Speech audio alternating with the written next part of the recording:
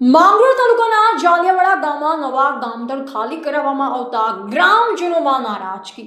સરપંચ બેલીમ શેરખા ઇબ્રાહીમ દ્વારા જૂનું ગામતળ ખાલી કરાવવા કોઈ માંગણી કે કાર્યવાહી ન કર્યા હોવાના ગ્રામજનોએ કર્યા આક્ષેપો। ગ્રામજનોએ આ રીતે સરપંચ પર લગાવ્યા અનેકો આક્ષેપ।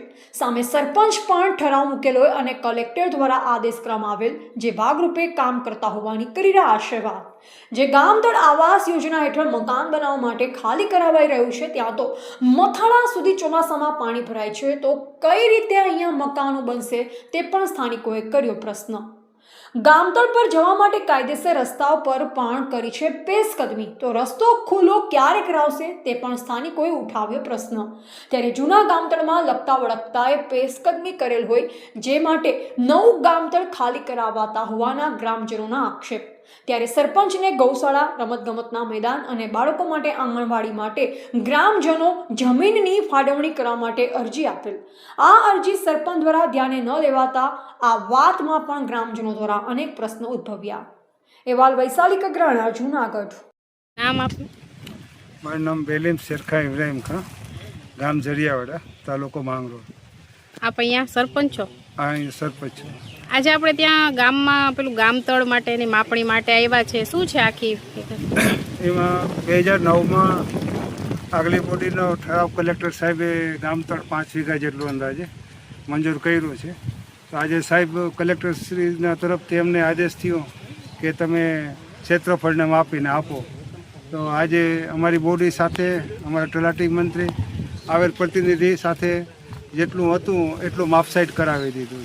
ખાસ કરીને સરપંચ વાત કરીએ તો ગામ લોકોનું એવું છે કે જૂનું ગામતળ છે ત્યાં હજી પેશકદમી છે, તો એ પહેલા ખાલી કરાવો ને પછી આ કરો, તો એમાં તમારું શું કહેવું છે?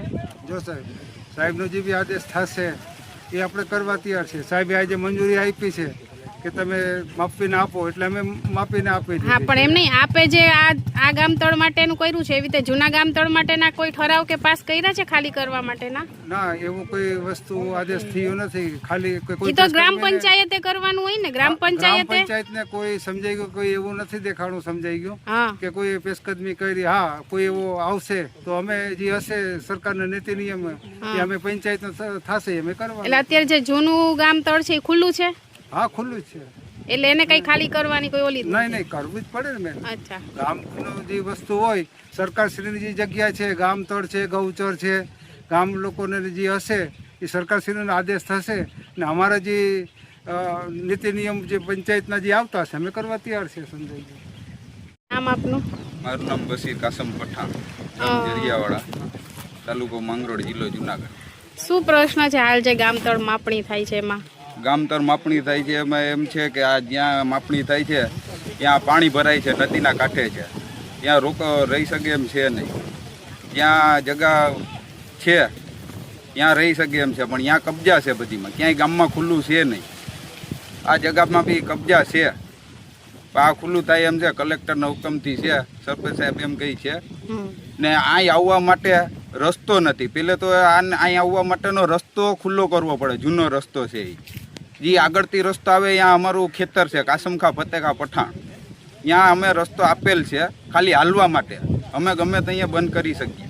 તો સરપંચને પહેલે તો અહીં આવવા માટેનું રસ્તું ખોલવું પડે ને ચોમાસામાં અહીં કોઈ આવક જાવક કરી શકે નહીં। આખા ગામનું પાણી આ બાજુ આવે, પછી બહારનું પાણી આવે એ બી અહીંયા ભરાય છે, એટલે અહીં કોઈ સંજોગોમાં પ્લોટિંગ પાડી શકે એવી પરિસ્થિતિ છે નહીં। તો ખરેખર પ્લોટિંગ પાડવા માટેની કોઈ એવી જગ્યા ખરી અહીંયા ગામમાં? જગ્યા સરપંચ ફાળવે તો થાય, ઉપરથી ઓર્ડર થાય તો ગામમાં પેશકદમી જાજી છે, અહીંયા જ છે એમ નથી।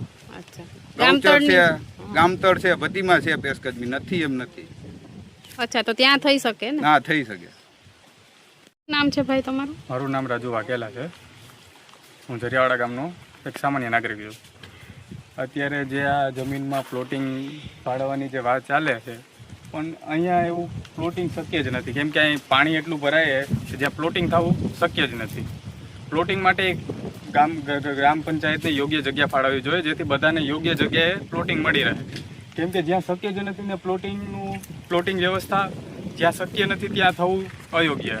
તો અમારી ગ્રામ પંચાયત, કલેક્ટરશ્રીને એ જ અપીલ છે કે જ્યાં ગ્રામ પંચાયત જ્યાં ગામતળ વ્યવસ્થિત પ્લોટિંગ થઈ શકે તેવી જગ્યા ફાળવે। અને અગાઉ અમે અહીંયા ગૌશાળાની અરજી ફાળવેલ છે, જે હજી એનું કોઈ નિરાકરણ ન થાય. એવું તો સરકારશ્રીને અમારી અપીલ છે કે ગૌશાળાનું ગામમાં કરાય, કેમ કે ગામમાં બહુ રેઢિયાળ ગાયો છે, ખૂટિયા છે, જે અવારનવાર તકલીફ પહોંચાડે છે. અને એક અનુસૂચિત જાતિને આંગણવાડીની જગ્યા નથી.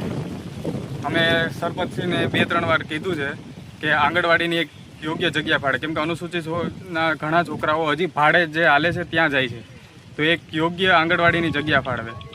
અને પ્લે ગ્રાઉન્ડ પણ નથી જરિયાવાડામાં. પ્લે ગ્રાઉન્ડ પણ બાળકો ઘણા બધા છોકરા છે જે પ્લે ગ્રાઉન્ડ હોય તો બધા રમતગમતમાં પણ આગળ વધી શકે, તેના માટે એક પ્લે ગ્રાઉન્ડની જગ્યા પણ ફાળવે એવી નમ્ર અપીલ છે સરકારશ્રીને.